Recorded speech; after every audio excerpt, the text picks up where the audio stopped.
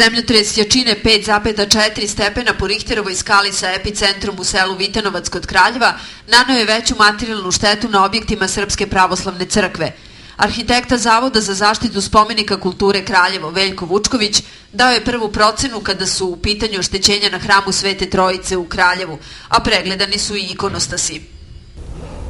Pa kao i kod svih klasično zidanih objekata, gde su primenjene svodne i lučne konstrukcije, gde nije bilo armirano-betonskih ojačanja, serklaža, stubova, javile su se pukotine na zidovima, ali više u malteru nego u samim konstrukcijama zidova, s obzirom da su zidovi jako debeli.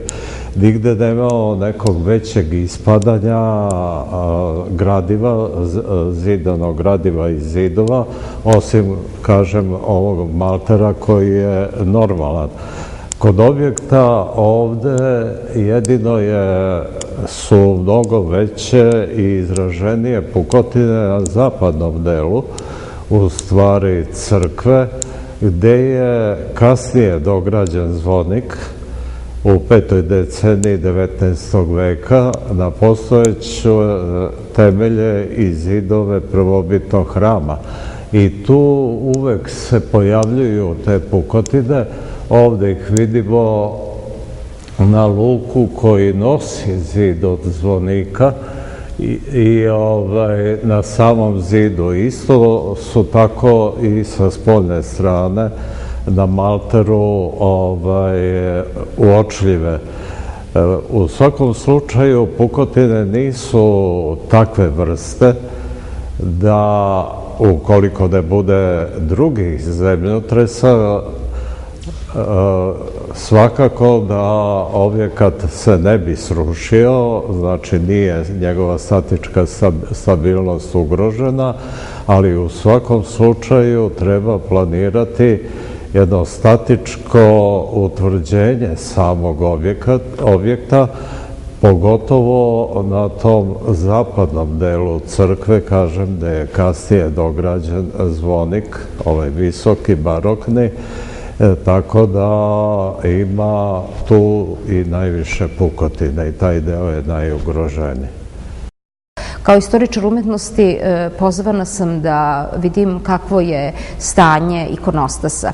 Na svu sreću, ikonostas nije devastiran ovoga puta, nije došlo do lomljenja, nije došlo do padanja konstrukcije preko njega, ništa se nije dogodilo, mada je ikonostas već i bio na redu da se radi, jer je njegova konzervacija rađena 1985. godine.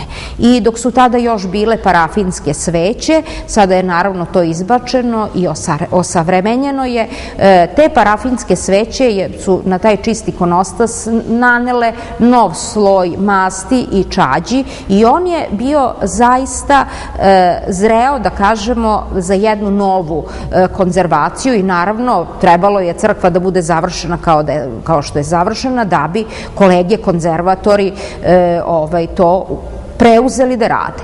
Međutim, desilo se što se desilo, ikonostas direktno nije ugrožen, osim što je po njemu naravno pala sva ova prašina od maltera koji je spao sa svoda i kreča, direktno nije ugrožen, a nadamo se da neće doći do zemljotresa sledećeg.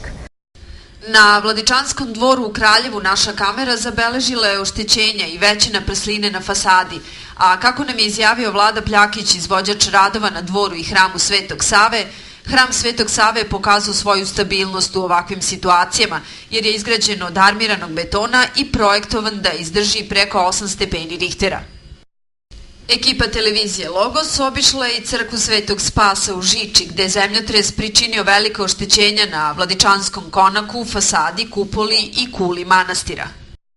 Pa jutros kada smo došli na radove ovde, pošto radimo već više nedelja, iznenađenje je bilo da su oštećenja na freskama se pojavila na nekim delovima gde smo ranije intervenisali samo preventivno. To je naročito izraženo u delu ispod ulaznog trema u Kuli, gde su freske Petra i Pavla bile u jednim delom odvojene, pa smo hitno morali da preduzmemo neke intervencije da bi to sprečili dalje propadanje, jer su se odvojile od zida delom, tako da sanacija je bila neminovna.